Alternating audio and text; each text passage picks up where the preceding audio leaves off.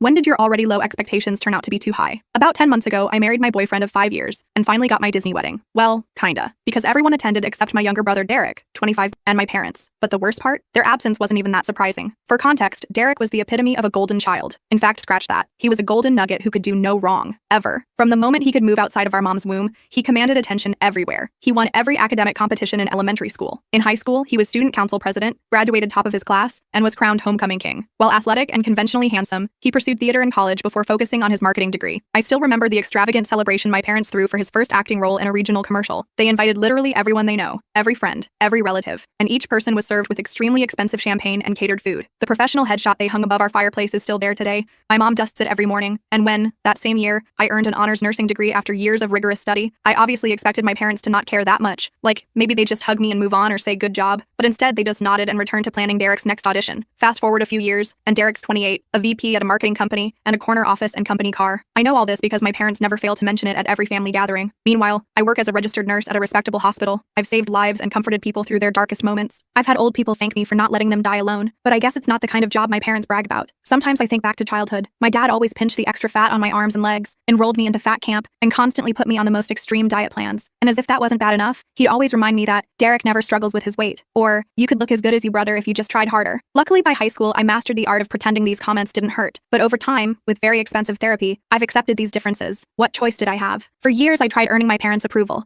taking classes they suggested, joining clubs they picked, even briefly attempting theater, a failure Derek never lets me forget. But nothing was ever enough. By my late 20s, I stopped trying to impress them. I focused on building my own life, advancing in my career on my own terms, forming relationships with people who valued me for who I am. Honestly, things got better after that. Knowing my parents were obsessed with appearances, I kept interactions with them superficial to avoid conflict. They didn't seem to notice my emotional distance since they had Derek to fawn over, or if they did, they didn't care. It was around this time that I met my husband at a hospital fundraiser through a mutual friend. And unlike my family, he actually saw me. He loved my sarcastic humor, my compassion for my patients, and yes, even my body type. He was one of the first people in my life who never suggested I change or compare me to anyone else. He made me feel worthy of love, and after 5 years together, he organized the perfect proposal, a quiet night at home with takeout and our favorite show playing in the background. It was perfect, intimate, and completely true to who we are as a couple. Naturally, I told my parents about my engagement last year. Their reaction should have been my first clue. There was no congratulations, just silence. Then my mom asked if I was really sure about rushing into things and suggested I might want to tone up before the wedding. My dad barely said anything at all, just muttered something about the expense of weddings before changing the subject to Derek's recent vacation to Greece. During our engagement party,